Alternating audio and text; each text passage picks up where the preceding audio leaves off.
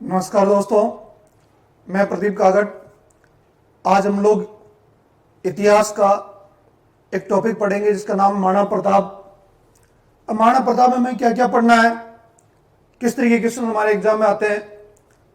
तो महाराणा प्रताप में एक तो जीवन परिचय से संबंधित हमारे क्वेश्चन आते हैं कि इनका जन्म कब और कहाँ हुआ, पिता कौन माता कौन, फिर उसके बाद समकालीन मुगल शासक कौन थे, उनके साथ संघर्ष किस प्रकार का हुआ था और इनका सांस्कृतिक योगदान क्या था। तो एक एक टॉपिक को लेकर के हम चलते हैं और सबसे पहले बात करते हैं इनके जन्म की कि महाराणा प्रताप का जन्म। तो महाराणा प्रताप का जन्म यानी 9 मई 1540 को कुंभलगढ़ दुर्ग में हुआ था। कुंभलगढ़ दुर्ग। अब मान लीजिए कुंभलगढ़ दुर्ग के अंदर भी पूछ ले कि कुंभलगढ़ दुर्ग के अंदर कहां हुआ है, तो कटारगढ़ में हुआ है। ये एक अंत्य दुर्ग था कटारगढ़।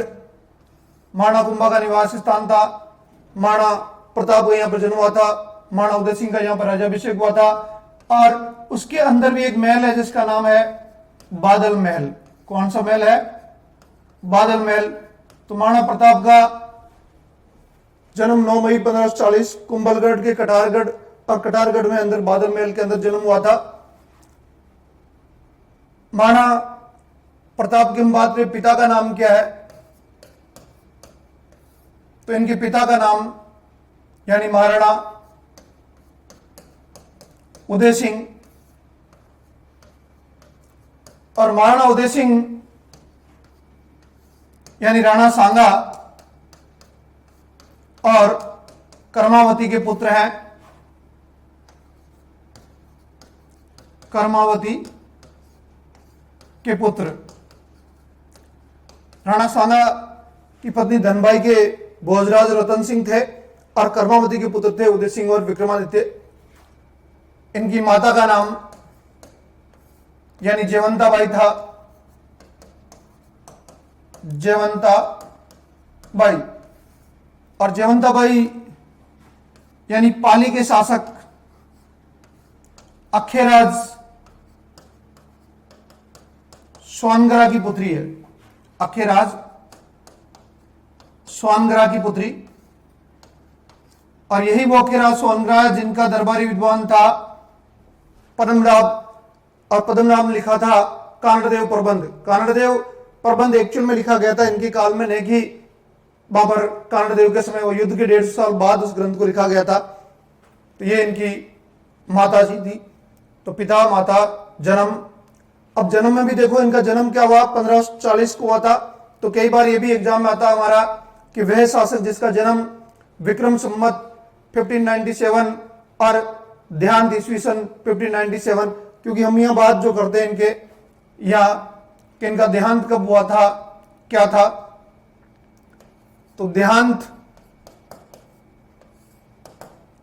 19 जनवरी 1597 को चावंड में हुआ था। कहां पर? 19 जनवरी 1597 को चावंड में। और चावंड में धनुष की प्रतिष्ठा ठीक करते हुए असावधानी पूर्वक इनका देहांत हो गया था। लेकिन इनकी जो छतरी, या हम बात करेंगे इनका स्मारक कहां बना हुआ है या इनकी छतरी कहां बनी हुई है, तो इस चावंड से 11 मील दूर एक जगह जिसका नाम है बांडोली। बांडोली के अंदर यानी वहां जो जगह है उसका नाम है खेजड़ बांध।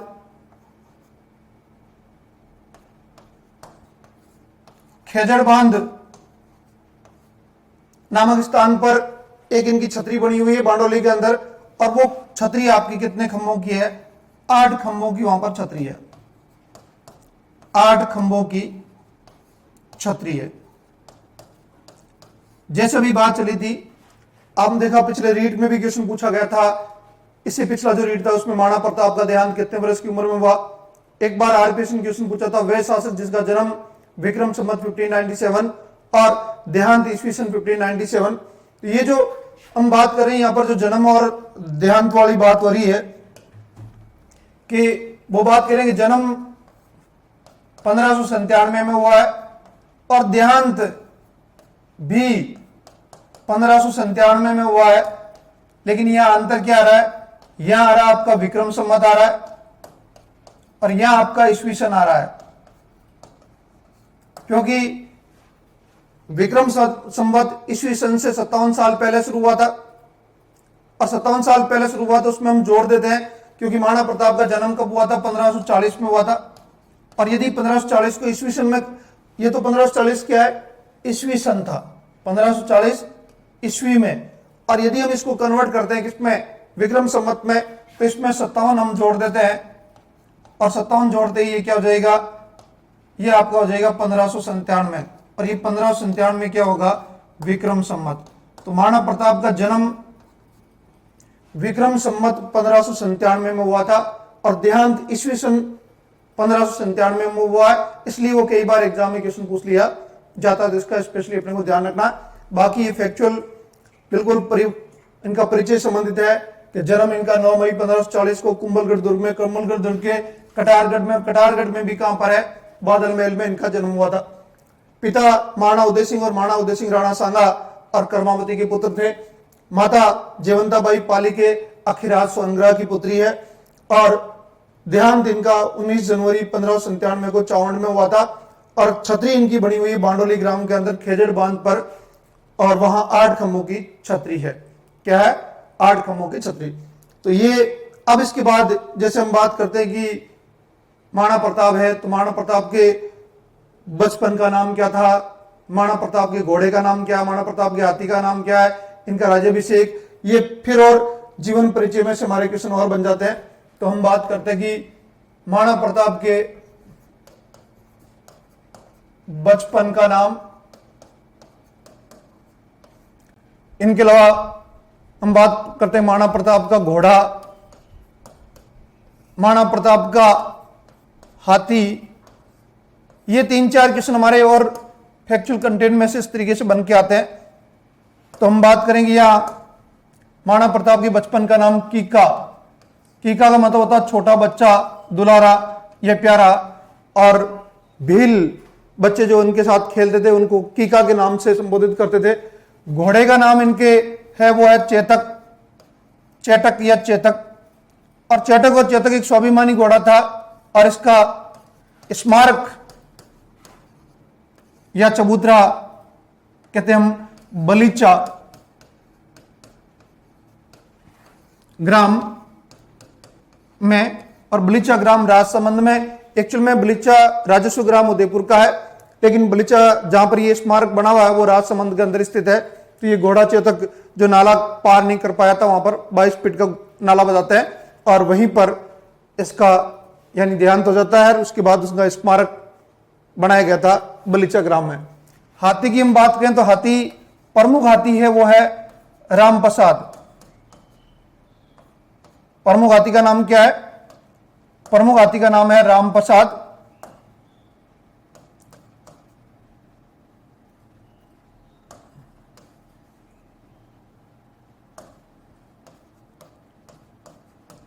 एक्चुअल में हाथी का नाम लूणा भी था, लेकिन मुख्य हाथों की बात करेंगे रामप्रसाद का क्यों पूछते हैं।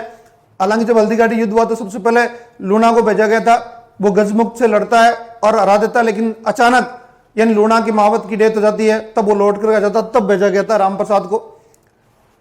ये जो रामप्रसाद हाथी था, कहते हैं कि युद्ध से पहले महाराणा प्रताप के पास था, लेकिन जब बाद में अकबर के खेमे में चले जाता है, यानी रामप्रसाद अकबर को मिल जाता है, अकबर को प्राप्त हो जाता है, और अकबर को जब प्राप्त हुआ तो अकबर ने इसका नाम क्या रख दिया, इसका नाम कर दिया गया पीर प्रसाद। क्या कर दिया, पीर प्रसाद इसका नाम कर दिया गया। और कहते हैं कि ये अपना चारा पानी छोड़ देता है और प्राण त्याग देता है, यानी इसने प्राण त्याग दिए लेकिन दुश्मन के काम नहीं आया, परंतु वह इसने यानी अकबर के खेमे में कोई किसी प्रकार से कार्य यानी काम नहीं आया।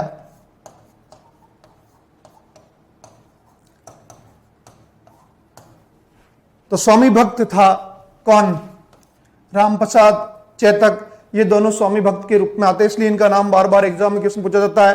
कि महाराणा प्रताप के। इनके अलावा हम बात करते हैं एक लूणा या लूणा नाम का हाथी भी यहां पर है इनके। ध्यान तो दोनों का रखना, लेकिन स्पेशली पूछे तो वो राम प्रसाद का पूछ सकते हैं। अब हम चलते हैं कि इनके जैसे राज्याभिषेक की हम बात करते हैं।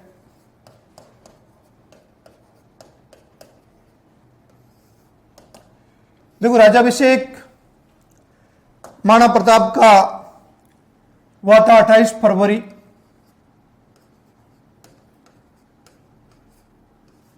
1572 को गोगुंदा में। और गोगुंदा में कहां पर हुआ था? महादेव बावड़ी, महादेव बावड़ी।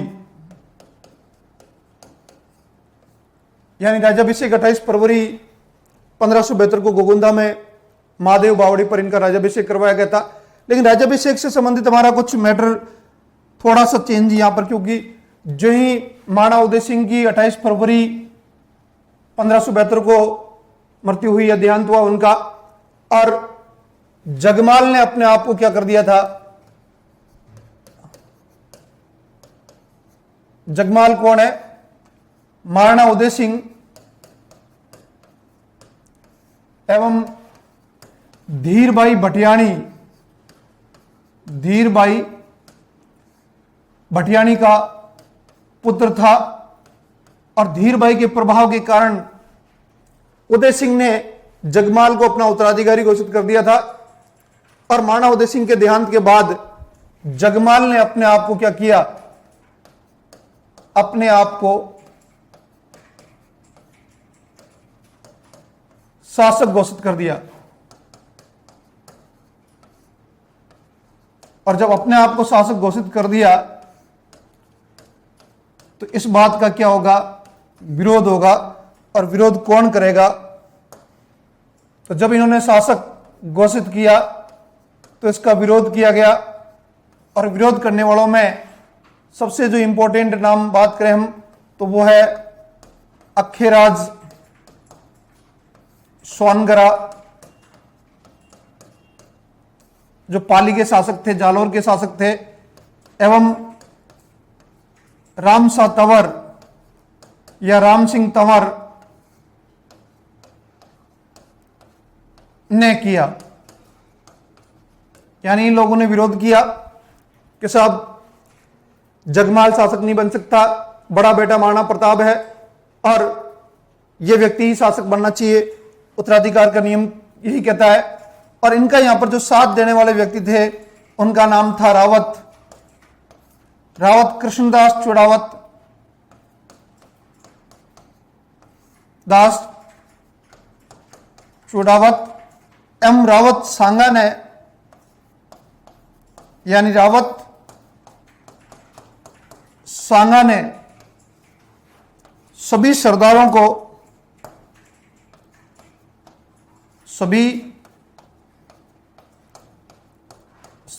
को प्रताप के पक्ष में कर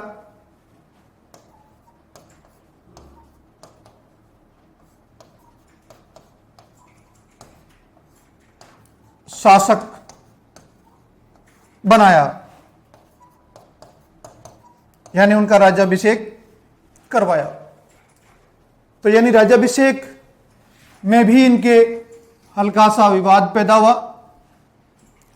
महाराणा उदय सिंह की डेथ होती है 28 फरवरी 1572 को गोगुंदा में, और वहीं पर महाराणा प्रताप का 28 फरवरी को उनका अंतिम संस्कार करने के बाद राज्याभिषेक होता है। लेकिन राज्याभिषेक के बीच में जो हम बात करते हैं कि महाराणा उदय सिंह का पुत्र जगमाल, जो धीरभाई का पुत्र था, और धीरभाई के प्रभाव के कारण ही महाराणा उदय सिंह ने अपना उत्तराधिकारी घोषित किया था।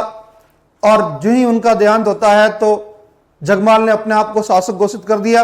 और जब शासक घोषित कर दिया तो वहां यानी अक्खेराज सोनगरा जो पाली के शासक है, ग्वालियर के राम सिंह या रामशाह तंवर, जिन्होंने यहां पर विरोध किया कि साहब ऐसा नहीं हो सकता, बड़ा पुत्र प्रताप है और प्रताप को शासक बनाया जाए। तब रावत कृष्णदास चुड़ावत और रावत सांगा ने इनकी बात को सही माना और बाकी सभी सरदारों से बातचीत की, प्रताप के पक्ष में करके और महाराणा प्रताप का राज्याभिषेक करवा दिया गया। और जब इनका राज्याभिषेक हो जाएगा तो जगमाल कहां चले जाएंगे? तो महाराणा प्रताप के राज्याभिषेक के बाद जगमाल अकबर की सेवा में चले गए। कहां चले गए? अकबर की सेवा में चले गए। तो जगमाल की हम बात करते हैं यहां।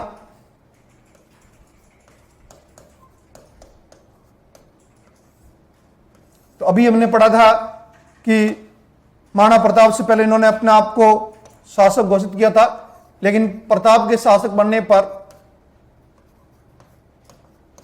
प्रताप के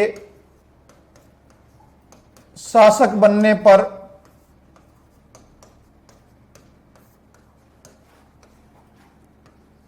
अकबर के पास, मुगल सम्राट अकबर के पास चले गए। क्या हुआ? अकबर के पास चले गए। और अब अकबर के पास चले गए तो अकबर को मौका मिला, और अकबर ने क्या किया? अकबर ने इनको जहाजपुर की जागीर दी एवं बाद में सिरोही का आधा राज्य दिया। सिरोही का आधा राज्य इनको दिया गया।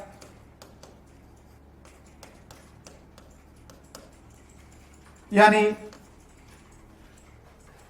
सिरोही में वहां पर देवड़ाओं का शासन था और वहां आधा राज्य डिवाइड करके इनको दे दिया, आधा देवड़ा को दे दिया गया था।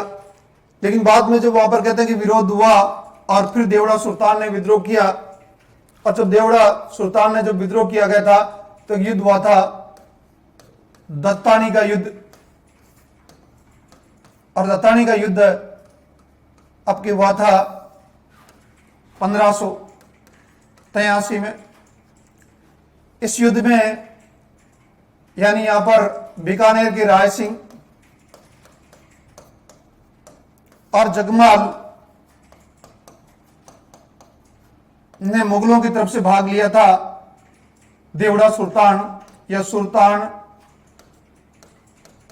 देवड़ा के अगेंस्ट। और इस संघर्ष में हालांकि विजय इनकी हुई, लेकिन इस संघर्ष के अंदर जगमाल इस संघर्ष में वीर गति को प्राप्त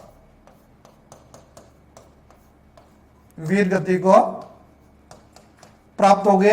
हालांकि विजय राय सिंह की हुई थी और देवड़ा सुल्तान ने बाद में अधीनता स्वीकार करने के लिए बाध्य कर दिया गया था।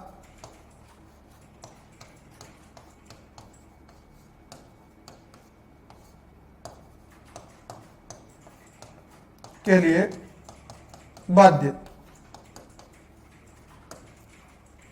और यह राय सिंह की विजय। लेकिन दत्तानी, ये दोनों है जो किसकी तरफ से भाग लेते हैं? ये मुगल सेना की तरफ से भाग लिया था।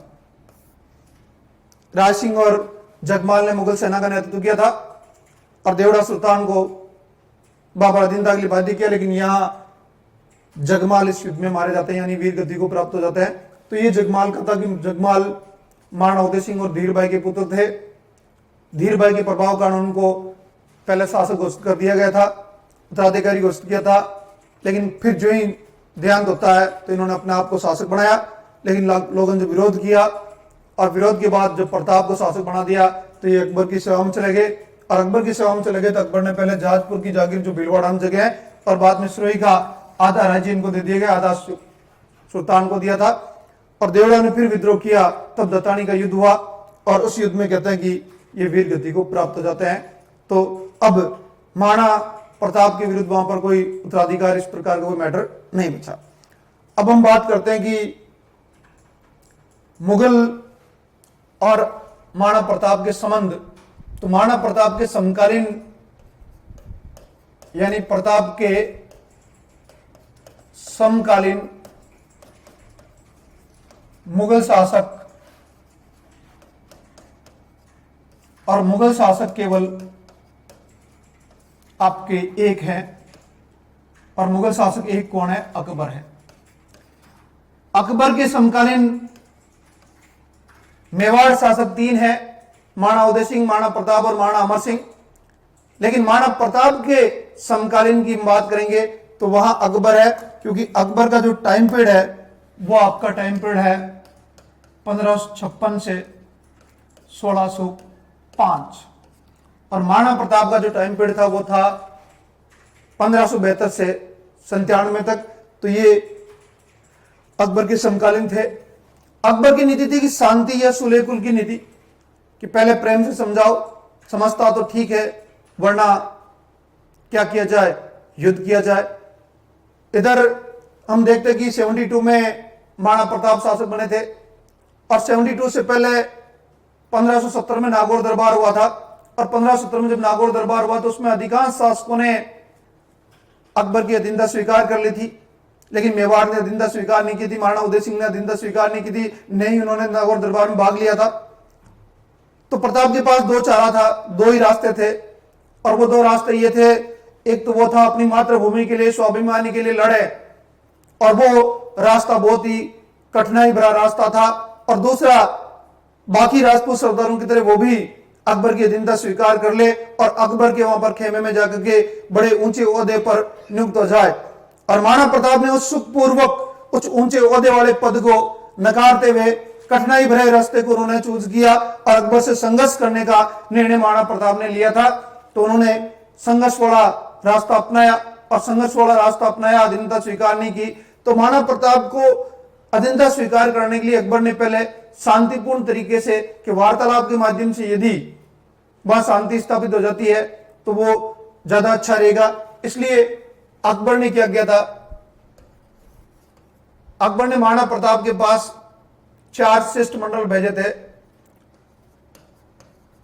अकबर द्वारा भेजे गए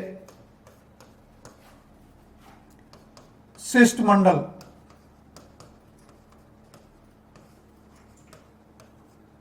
या शांति दूत कह सकते हो, शिष्टमंडल कह सकते हैं।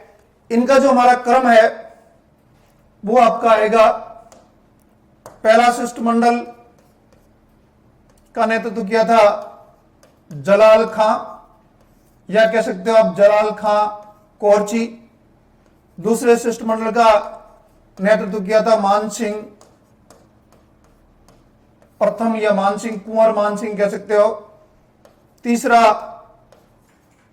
भगवान दास, या कह सकते हैं भगवंत दास, भगवान दास को चाहे भगवान दास को।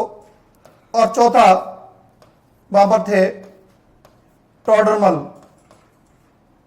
कौन थे? टोडरमल। अब देखो ये हमारा कई बार एग्जाम क्वेश्चन पूछा गया, पहला शिष्टमंडल का नेतृत्व किसने किया, दूसरे किसने किया, तीसरे कौन से किसने किया, चौथे किसने किया, यह हमारे कई बार एग्जाम में आ जाता है। इन शिष्टमंडलों का क्रम बताइए, इनका क्रम क्या था।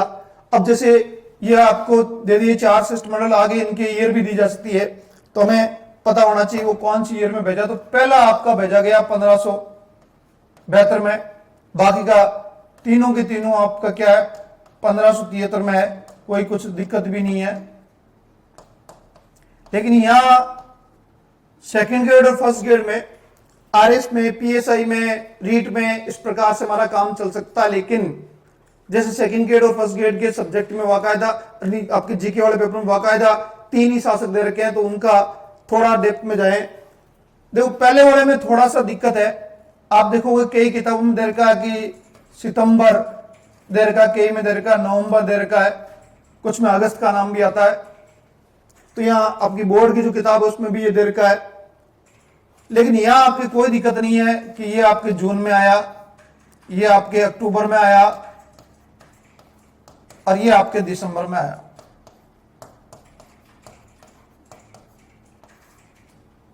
अगर वो महीने का भी पूछ ले तो अपने को ध्यान होना चाहिए, किसी भी तरीके से हमारा ये क्वेश्चन गलत नहीं होना चाहिए, क्योंकि आजकल इतना गहराई से पूछा जा रहा है। तो पहला व्यक्ति भेजा गया था जलाल खां, या जलाल खां कोरची को भेजा गया, लेकिन वो असफल रहे।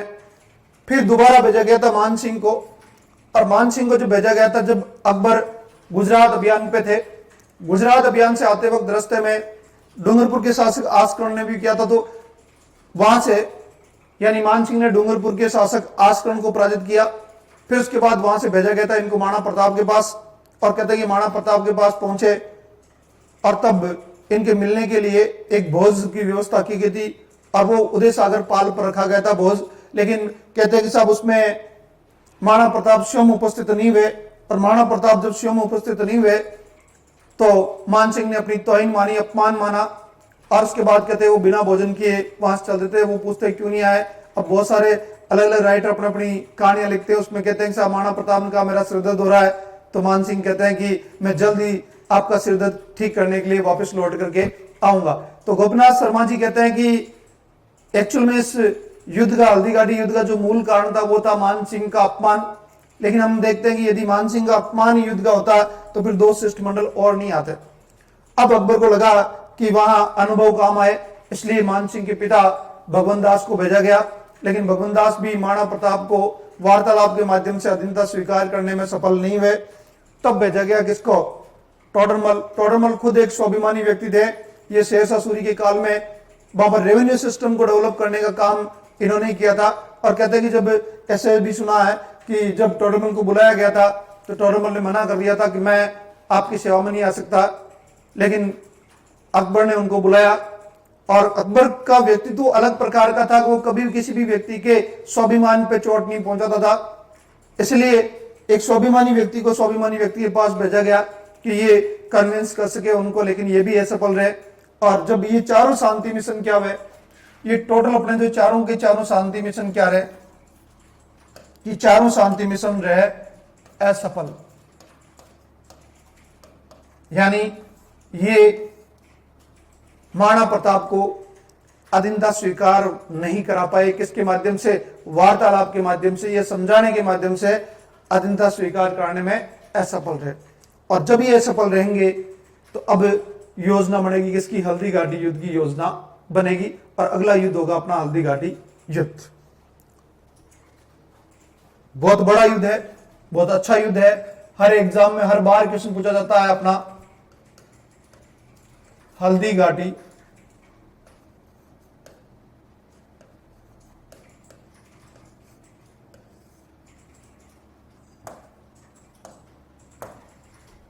कौन सा युद्ध है? हल्दी घाटी युद्ध। देखो हल्दीघाटी युद्ध की हम बात करते हैं तो ये युद्ध में डेट जो आ रही है वो आप देखोगे 18 जून भी आती है और 21 जून भी आती है, 1576 को। अभिलेख में वहां पर ये अपनी जो एनसीईआरटी या बोर्ड की बुक है उसमें 18 दे रखा है, वहां के अभिलेख में 18 लिख रखा है, लेकिन गोपीनाथ शर्मा वगैरह 21 जून बता रहे हैं। तो यदि कोट करके पूछे गोपीनाथ शर्मा वगैरह तो हमें करना 21 जून। अन्यथा नॉर्मली अगर आता है क्वेश्चन की हल्दीघाटी का युद्ध कब हुआ तो हम कहेंगे 18 जून को हुआ। यदि दोनों ऑप्शन में आ जाए, एक ऑप्शन में आए तो कोई किसी प्रकार की दिक्कत नहीं है। अब देखो इस युद्ध की योजना, यानी जो हल्दीघाटी युद्ध था, इस युद्ध की योजना अकबर ने कहा बनाई? किसने? अकबर द्वारा इसकी योजना कहां बनाई गई थी? तो अकबर ने इसकी योजना बनाई थी अजमेर में। कहां बनाई? अजमेर में। और अजमेर में अकबर का दुर्ग, अकबर का दुर्ग कह सकते हो, इसको मैगजीन दुर्ग कह सकते हो, इसको दौलत खाना कह सकते हो, इसको शस्त्रागार कह सकते हो, शस्त्र आगार। अजमेर में अकबर ने इसकी योजना अजमेर आकर की क्यों बनाई? अकबर ने इसकी योजना आगरा में क्यों नहीं बनाई? यहीं आकर की क्यों बनाई? वहां से प्रस्थान किया, यहां पर आए और अजमेर में बनाई।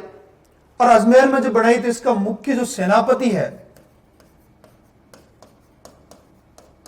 इसका सेनापति किसे घोषित किया गया? तो सेनापति घोषित किया गया मान सिंह को। किसको? मान सिंह को सेनापति बनाया गया था। कहते कि हेमू के बाद यदि कोई व्यक्ति है,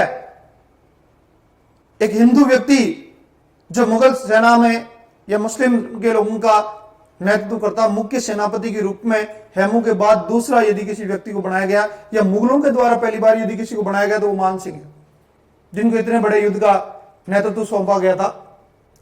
अब इसके पीछे बहुत सारे रीजंस बताए जा रहेंगे कि भाई मान सिंह को क्यों बनाया था।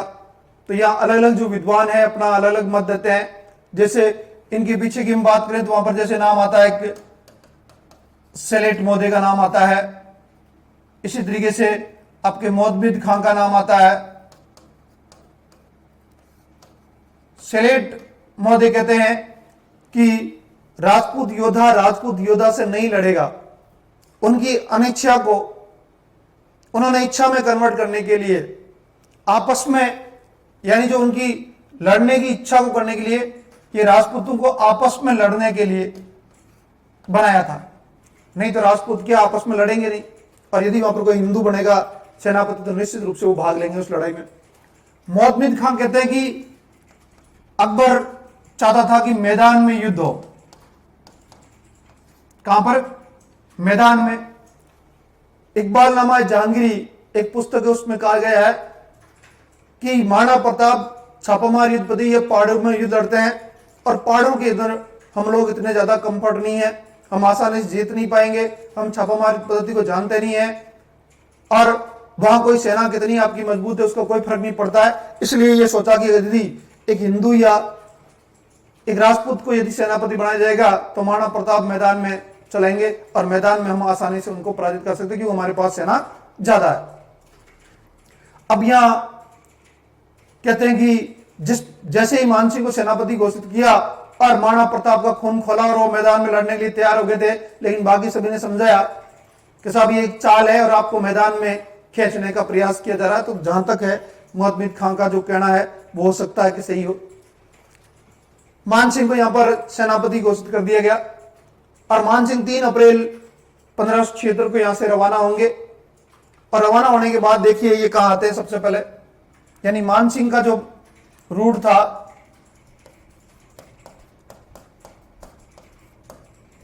तो मान सिंह यहां से सबसे पहले अजमेर से वो रवाना होते हैं, और अजमेर से ये पहुंचते हैं मांडलगढ़। और मांडलगढ़ में कहते हैं कि ये 2 महीने लगभग 8 सप्ताह तक यहां पर ठहरे। उसके पीछे रीजन था, एक तो रसद सामग्री वगैरह को सुनिश्चित करना, दूसरा महाराणा प्रताप के धैर्य की परीक्षा लेना कि महाराणा प्रताप मैदानों में आ जाए तो ज्यादा ठीक है, लेकिन वो आए नहीं तो फिर यहां से ये चलते हैं कहां? मोलेला। और मोलेला से ये पहुंचते हैं खमनौर। और एक्चुअल में आपका हल्दी घाटी कहां है? खमनौर में ही है। हल्दी घाटी जो युद्ध लड़ा गया था, जो स्थान था, वो खमनौर से 2.5 किलोमीटर। खमनौर एक गांव है जहां पर रक्त तलाई बनी हुई है। आज भी कहते हैं कि जहां योद्धाओं का खून बहा था और एक तालाब बन गया था, तो वो खमनौर गांव के अंदर ये। अब यहां से महाराणा प्रताप की हम बात करें कि महाराणा प्रताप का रूट किस प्रकार क्या था।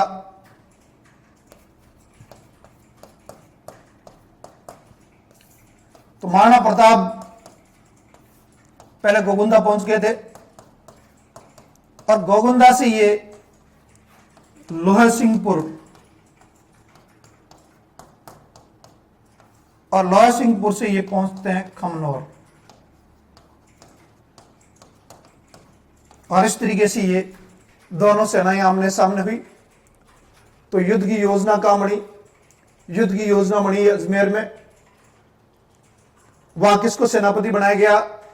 तो मान सिंह को बनाया गया था। पहला अवसर था जब किसी एक हिंदू को एक मुगल सल्तनत सेना का यानी प्रमुख बनाया गया था। और अजमेर से ये यहां पर रवाना जो होते हैं वो 3 अप्रैल को होते हैं। 3 अप्रैल 1576 को रवाना हुए, और वहां से ये 2 सप्ताह तक मांडलगढ़ से मोलेला, और मोलेला से ये पहुंचते हैं खमनौर। इधर महाराणा प्रताप गोगुंदा से लोहा सिंहपुर, और वहां से खमनौर पहुंच जाते हैं। सेना इनके आमने सामने होगी और फिर इनके बीच में युद्ध होगा। अब युद्ध में किस प्रकार महाराणा प्रताप का सेना का जमाव था और किस तरीके से मान सिंह या मुगल सेना का जमाव था, तो इस पर हम चर्चा करते हैं। देखिए एक्चुअल में क्या होता, युद्ध होता तो जो राजा होता वो हमेशा बीच में होता, मध्य भाग में। उनका आगे का अग्रिम पंक्ति का जो भाग होता वो हरावल कहलाता है। पश्चिम जो भाग होता पीछे का होता वो चंदावल कहलाता है। एक बाएं पक्ष और दायां पक्ष जो पार्श्व में जो सेनाएं लड़ती है। तो हम यहां कहें कि महाराणा प्रताप कहां है, महाराणा प्रताप बीचों बीच में है। ये महाराणा प्रताप का जो स्ट्रक्चर था उसको अपन बात करते हैं। ये घोड़े चेतक के ऊपर विराजमान है, चेतक पर आसीन है, उनका घोड़ा चेतक है, और ये बीचों बीच यानी वहां पर महाराणा प्रताप है। अब इनका ऊपरी भाग जो हरावल होगा, निचला भाग चंदावल होगा, बायां भाग और दायां भाग इनमें कौन कौन नेतृत्व कर रहे हैं। तो अब यहां हम बात करते हैं। तो यहां आपके आएंगे हकीम का सूर, हकीम खां सूर, कृष्णदास चूड़ावत, रावत सांगा,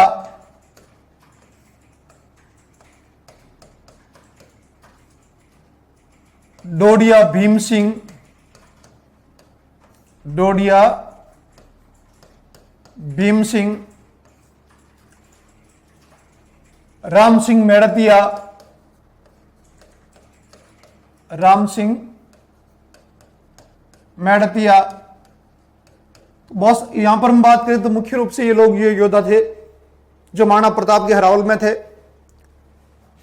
इधर हम बात करते हैं कि इनका जो भाग था यानी दायां भाग, दायां भाग में हम बात करेंगे तो यहां पर आपके बामासा है,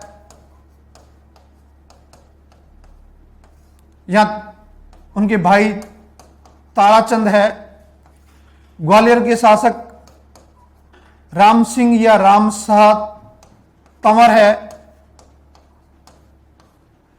राम सिंह तंवर के बेटे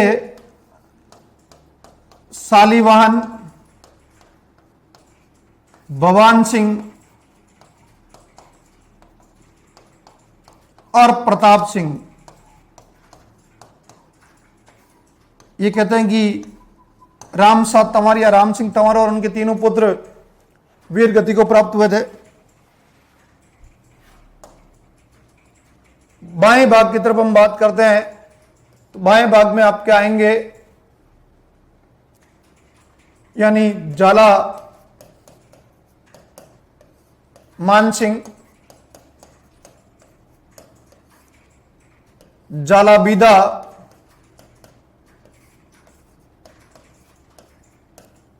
उर्फ मान अखेरा सोनगरा,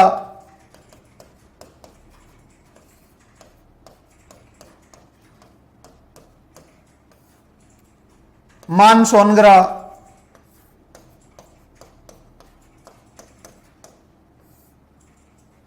इधर हम बात करें चंदावल में तो चंदावल में यहां पर राणा पुंजा,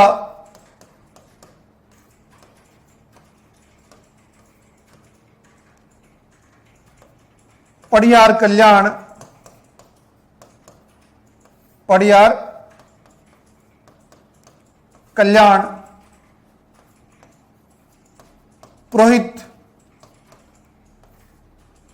गोपीनाथ, पुरोहित जगन्नाथ,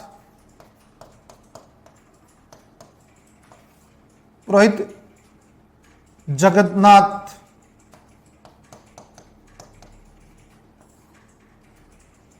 मेहता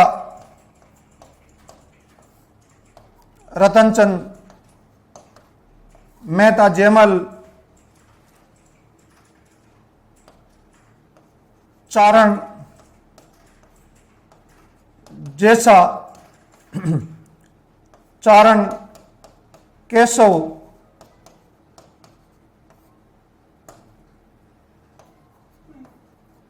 महाशानी, मतलब बहुत सारी टीम थी जो इस पार्ट में थी। तो ये जो भाग हम बात करें कि महाराणा प्रताप के, ये भाग आपका था हरावल का, जो अग्रिम पंक्ति हरावल थी, ये इनका बायां भाग था, बायां भाग, ये इनका दायां भाग,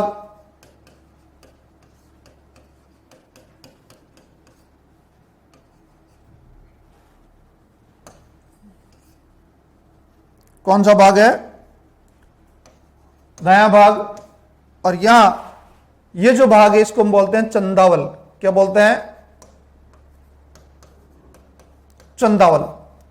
और आजकल देखा होगा आपने, यहीं से हमारे क्वेश्चन आते हैं, चाहे वो आपका रीट का पेपर है, चाहे वो कांस्टेबल का पेपर है, चाहे आरएस का है, चाहे किसी भी एग्जाम का पेपर हो, हमारा आजकल मुख्य रूप से इस जगह से हमारे क्वेश्चन आ रहे हैं।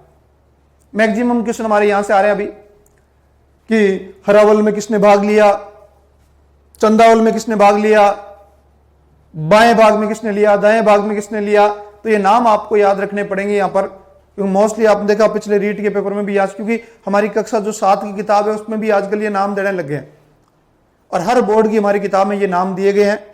तो हमें पता होना चाहिए कि महाराणा प्रताप ने जब हल्दी घाटी युद्ध में जो अपना रणनीति जो बनाई थी उसमें किस प्रकार किन किन लोगों को काम पर रखा था, का नेतृत्व उनको सौंपा गया था, और इसी जगह में से हमारा आजकल क्वेश्चन निकल के आता है। तो हकीम खां सूर, कसनदास चुड़ावत, रावत सांगा, डोडिया भीम सिंह, राम सिंह मेड़तिया, भामाशाह, ताराचंद, रामसा तंवर, सालीवान, भवान सिंह, प्रताप सिंह, राणा पुंजा, पड़ियार कल्याण, पुरोहित गोपीनाथ, बहुत सारे योद्धा इसमें वीर गति को प्राप्त हुए थे। जैसे मुख्य रूप से हम बात करें तो राम सिंह मेड़तिया है जो वीर गति को प्राप्त होते हैं, हकीम खां सूर प्राप्त होते हैं, रामसा तंवर और उनके 3 बेटा वीर गति को प्राप्त हो जाते हैं, सालीवान, भवान सिंह, प्रताप सिंह, इधर जाला मान सिंह है, जाला बीदा है, ये लोग बाबर मान मतलब क्या है, वीर गति को प्राप्त हो जाते हैं। तो बहुत सारे लोग थे जिन्होंने यहाँ पर अपना बलिदान दिया था इस संघर्ष के अंदर। तो कम से कम उनका अपने को नाम पता होना चाहिए कि वो किस पक्ष से कहां पर भाग लेते हैं। अब हम चलेंगे किस पे? अब हम चलते हैं मान सिंह की किस प्रकार स्ट्रक्चर था।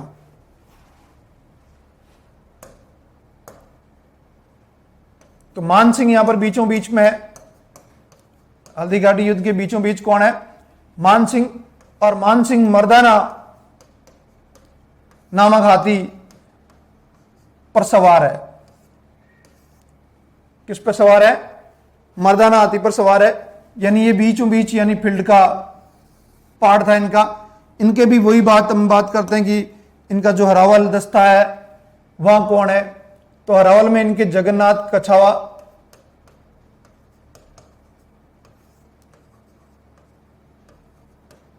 और आसफ खां है।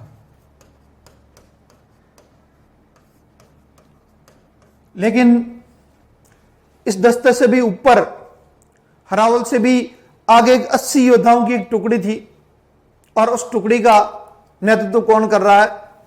तो हरावल से आगे की हम बात करें तो यहां हम कह सकते हैं कि हरावल से आगे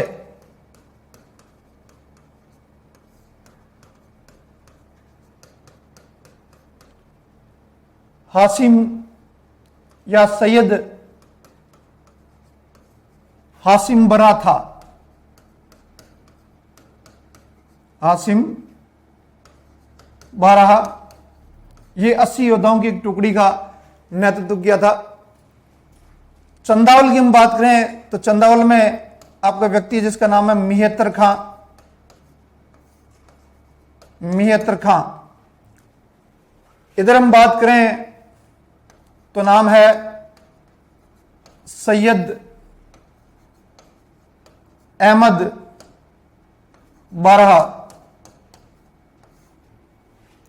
इधर बात करेंगे हम तो गाजी खां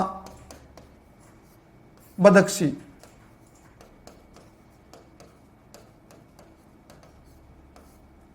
यानी ये बायां भाग था,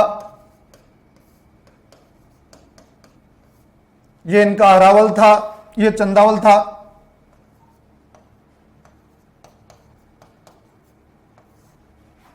ये दायां भाग,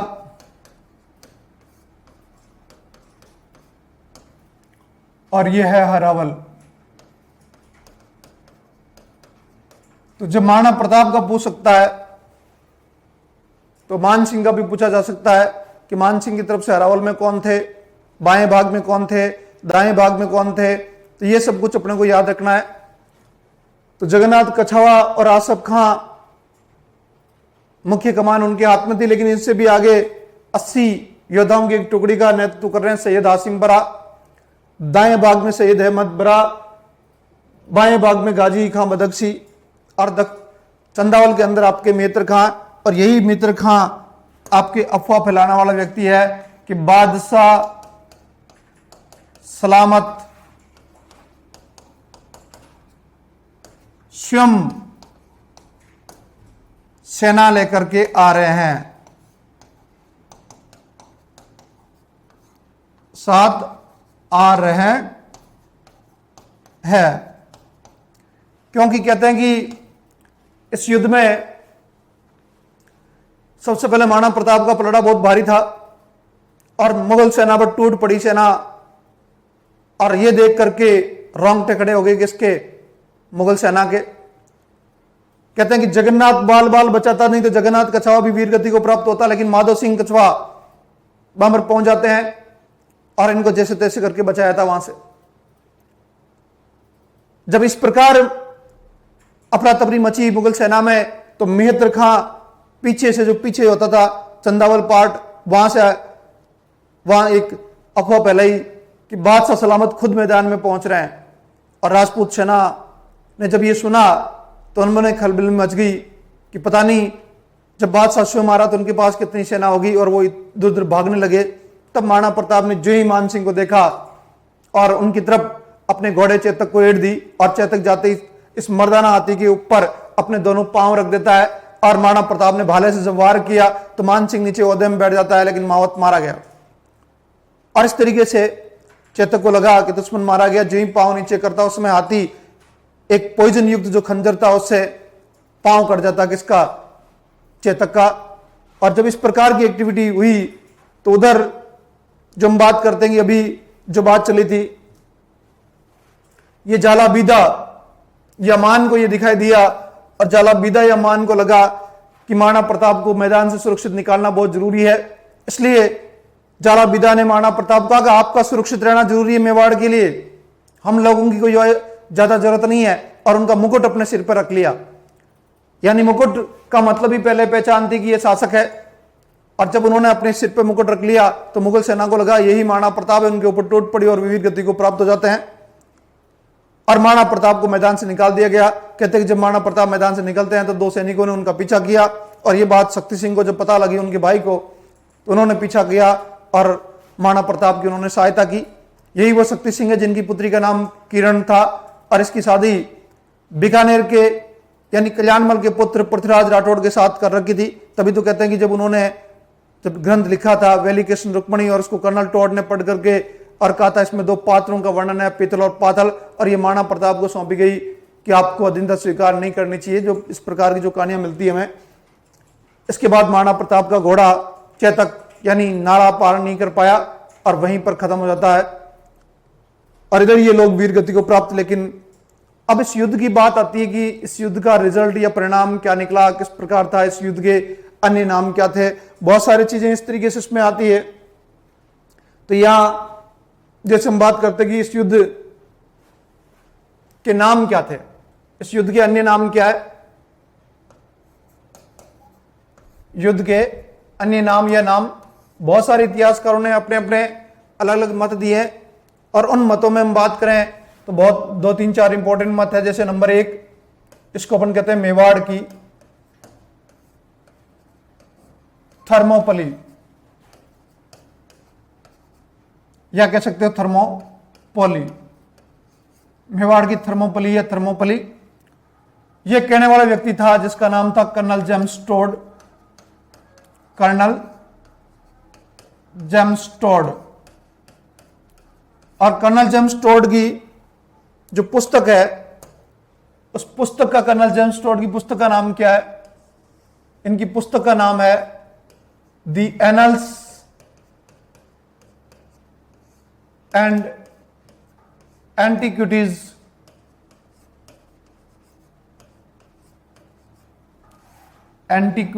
of Rajasthan. The annuls and antiquities of Rajasthan पुस्तक का नाम था, जिसमें इन्होंने ये नाम दिया था। दूसरा नाम आता खमनोर का युद्ध।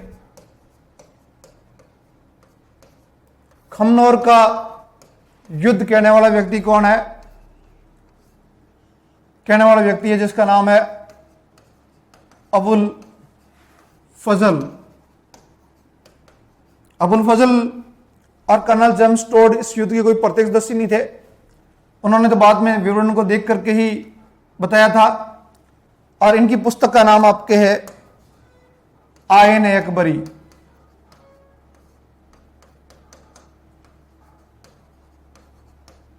इस पुस्तक में इन्होंने नाम दिया था खमनोर का युद्ध। और तीसरा व्यक्ति अब्दुल कादिर बदायूनी, जो इस युद्ध का प्रत्यक्षदर्शी था, उन्होंने कहा था गोगुंदा का युद्ध। कौन सा युद्ध? गोगुंदा का युद्ध। गोगुंदा का युद्ध नाम देने वाले व्यक्ति जिनका नाम है अब्दुल कादिर बदायूनी। क्या नाम है? अब्दुल कादिर बदायूनी। और इनकी पुस्तक का जो नाम है वो है मुंतखब उल तवारिक। यानी इस पुस्तक में उन्होंने नाम दिया था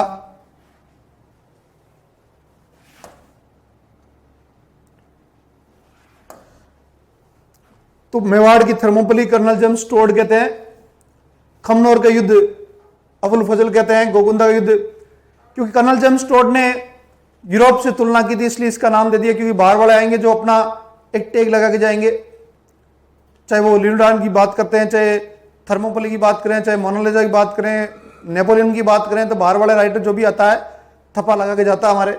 इन्होंने कह दिया मेवाड़ की थर्मोपली नाम उससे तुलना की थर्मोपली युद्ध से। और पुस्तक का नाम थी देनाल्स एंटीक्विटीज ऑफ राजस्थान। खमनोर का युद्ध एक्चुअल में युद्ध हल्दी घाटी यानी 2.5 किलोमीटर दूरी तो है जगह जो लड़ी गई थी वहां, और गांव का नाम वहां पर एक्चुअल में खमनोर ही है, इसलिए अबुल फजल ने नाम दिया खमनोर का युद्ध।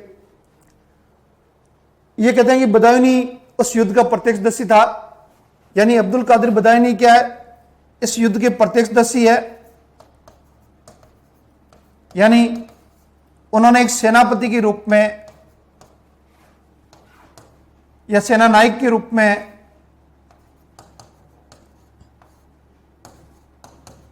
भाग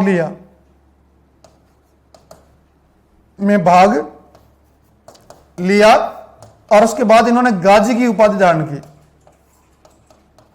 युद्ध के बाद कौन सी उपाधि? गाजी की, यानी काफिरों का नाश करने वाला की उपाधि धारण की, यह उपाधि ली। तो ये इस तरीके से 3 नाम बार बार हमारे एग्जाम में आते हैं। सिंगल कई बार पूछा होगा क्वेश्चन, ये खमनोर का युद्ध किसने कहा है, गोगुंदा का युद्ध किसने कहा है, मेवाड़ की थर्मोपली किसने कहा है, या इसमें बुक्स का नाम भी हमारे आ सकता है कि किस तरीके से क्या था। अब हम बात करते हैं यहां पर इसके और नाम भी है, जैसे इस युद्ध को एक बनास का युद्ध भी कहते हैं, बनास का युद्ध भी कहा जा सकता है। इसको हाथियों का युद्ध भी कहा जा सकता है, हाथियों का युद्ध। कौन सा युद्ध? हाथियों का युद्ध भी कहते हैं। बनास जो नदी का बहाव क्षेत्र था, उस नदी के कारण इसका नाम पड़ा बनास का युद्ध। बनास नदी का वो एरिया था। और हाथियों का युद्ध क्योंकि इस युद्ध में हाथियों ने भाग लिया था और दोनों पक्षों से भाग लिया था, एक पक्ष से नहीं लिया था। जैसे हम बात करेंगे माना प्रताप, तो माना प्रताप की तरफ से मुख्य रूप से जो आती है उसका नाम लूना या लूणा या कई जगह पूना नाम भी आता है, और राम प्रसाद। इधर हम बात करेंगे मुगल सेना की तरफ से भाग लेने वाले। तो मुगल सेना में यहां पर आप देखोगे तो यहां गजराज, गजमुक्ता या गजमुक्त, मर्दाना, सुल्ताना जैसे हाथियों ने भाग लिया था। कहते हैं सबसे पहले इस लूणा को भेजा गया था, गजमुक्ता से इनका सामना हुआ था, वो हार जाता, लेकिन अचानक लोना की मावत के तीर लग जाता है और लौट आता, लेकिन बाद में भेजा गया था रामप्रसाद को। और ये वही रामप्रसाद है जिसका अकबर ने नाम बदल के क्या कर दिया था, इसका नाम बदल करके अकबर ने इस युद्ध के बाद कर दिया गया था पीर प्रसाद। क्या कर दिया, अपन ने पहले पढ़ा था इसको, पीर प्रसाद जब नाम कर दिया, पर इन्होंने चारा पानी छोड़ दिया और कोई मुगल सेना की इन्होंने सहायता नहीं की, इसलिए एक स्वाभिमानी यानी स्वामी भक्त कह सकते हैं जानवर था रामप्रसाद। तो बार बार हमारे एग्जाम में क्वेश्चन पूछा जाता, तो इस युद्ध को आप कई नाम दे सकते हो, जैसे मेवाड़ की थर्मोपली है, इसको अपन गोगुंदा का युद्ध कह सकते हैं, इसको खमनौर का युद्ध कह सकते हैं, इसको बनास का युद्ध कह सकते हैं, इसको हाथियों का युद्ध भी कहा जा सकता है। मान लीजिए जाता इनमें से कौन सा नाम हल्दी घाटी युद्ध का नहीं है। इस तरीके से यदि किसने आ जाए या किसने क्या किस कहा था, तो वो सब कुछ अपने को आना चाहिए। अब इसके बाद हम बात करें तो यहां इस युद्ध का परिणाम क्या निकला, इसका रिजल्ट क्या था।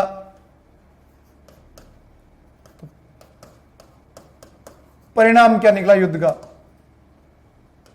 युद्ध का परिणाम की हम बात करें तो बहुत सारे यानी अधिकांश इतिहासकारों ने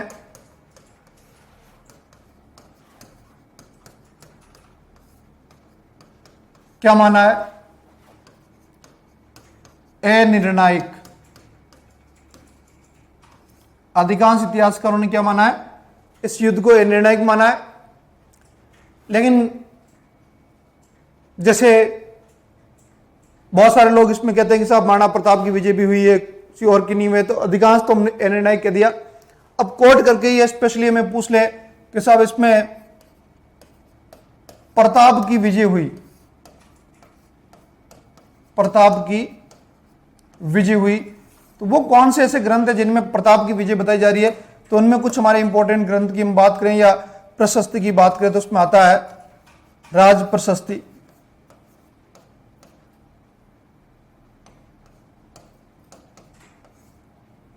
जगन्नाथ प्रशस्ति,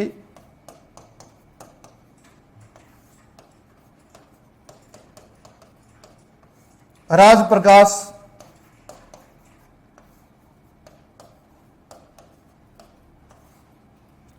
वो ग्रंथ है जिनके कारण हमें पता चलता कि ये महाराणा प्रताप की इसमें विजय बताई गई है। जैसे मान लीजिए राज प्रशस्ति है, तो महाराणा राज सिंह के समय ये प्रशस्ति रणछोड़ भट्ट के द्वारा लिखी गई थी। नौचौकी नामक स्थान पर संस्कृत भाषा में लिखी हुई है और संगमरमर के 25 काले शिलालेखों में लिखी है, जो विश्व की बड़ी मानी जाती है। जगन्नाथ प्रशस्ति जगदीश मंदिर पर है और जगदीश मंदिर का निर्माण जगत सिंह फर्स्ट ने करवाया था और इसका जो रचयिता है वो है कृष्ण भट्ट।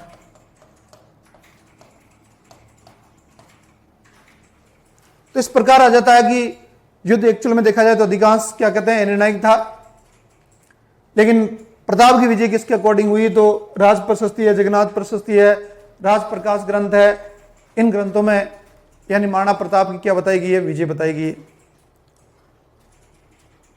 अब ये इस तरीके से कहते हैं कि साहब मान सिंह और आसफ खान से अकबर नाराज हो जाता है और मान सिंह और आसफ खान की इस युद्ध के बाद ड्योढ़ी बंद कर दी गई थी। इस कारण कहते हैं कि प्रताप की उसमें विजय हुई, तभी तो उन्होंने बंद किया। लेकिन इस तरीके से हम देखें तो कोई कंफर्म नहीं कि वास्तव में उसकी विजय हुई थी या नहीं हुई थी। इस युद्ध के बाद अब अकबर के द्वारा जो अभियान भेजे जाएंगे, जैसे शाहबाज खान को 3 बार भेजा जाएगा, फिर उसके बाद आपके अब्दुल रहीम खान आएंगे, अब्दुल रहीम खान के बाद में यहां पर भेजा जाएगा सुल्तान खान को, फिर जगन्नाथ कछावा आएंगे। तो इसके बाद एक और अभियान भेजे गए थे। तो यहां जैसे हम बात करते हैं कि शाहबाज खान के 3 बार, फिर अब्दुल रहीम खाना, आए थे 1580 में, फिर सुल्तान खां और फिर जगन्नाथ कछावा और फिर महाराणा प्रताप। जैसे शांति का काल है, कल्चर का उनका देहांत किस तरीके हुआ, तो अपन नेक्स्ट क्लास जो होगी उसके अंदर इस पर हम चर्चा करेंगे। आज के लिए इतना है, धन्यवाद।